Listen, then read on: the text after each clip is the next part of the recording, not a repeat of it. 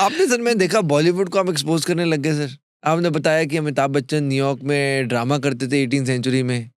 शाहरुख खान के बारे में भी आप बता रहे थे। क्या शाहरुख खान के बारे में क्या बताया? देखिए, मैंने नहीं बताया और ना मैं किसी को लेके गया हूँ।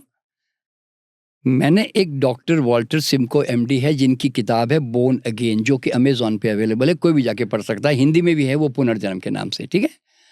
तो उसके अंदर डॉक्टर वॉल्टर सिमको ने ये सब बड़े-बड़े वर्ल्ड के जितने भी लीडर्स हैं, एक्टर्स हैं, फ़िल्म स्टार्स हैं, साइंटिस्ट भी हैं, उन सब के ऊपर उन्होंने रिसर्च की। और रिसर्च कैसे की? किसी मीडियम को इस्तेमाल करके। क्योंकि मीडियम जो होते हैं ना, वो बड़े यूनिक होते हैं, साइकिक जो होते हैं, वो उनकी चेतना जाकर किसी के भी जैसे से जीवन के बारे में गाइडेंस लेना चाहेंगे ना, वो पूरी उसकी मैंने बताया ना, कच्चा चिट्ठा उसका पूरा ए टू जेड हर चीज़ के बारे में वो जानकारी दे देंगे आपको। मैंने कहा ना, वो ऑलरेडी मौजूद है वहाँ पे, खाली वो जाके फाइलें टटोलनी होती है।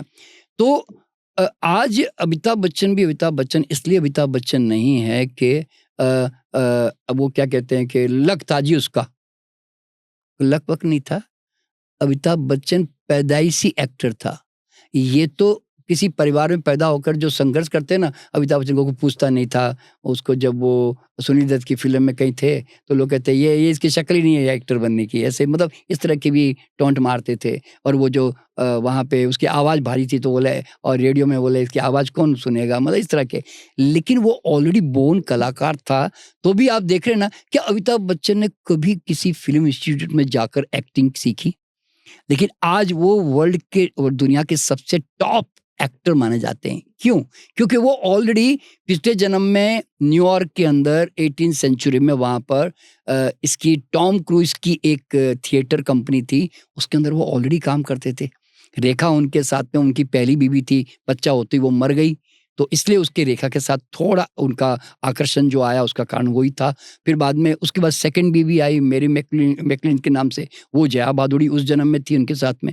और मज़ेदार बात ये है कि जो देखिए, वो मैं उनकी रिसर्च बता रहा हूँ, कोई मेरी रिसर्च नहीं है, कि उनका जो जितना परिवार है, हरिवंश राय बच्चन, ये तेजी बच्चन और उनकी श्वेता जो उनकी बेटी है, वो सब पिछले जन्म में एक्चुअली वेस्टर्न नाम से उनके साथ में आस-पास में ही थे सब लोग।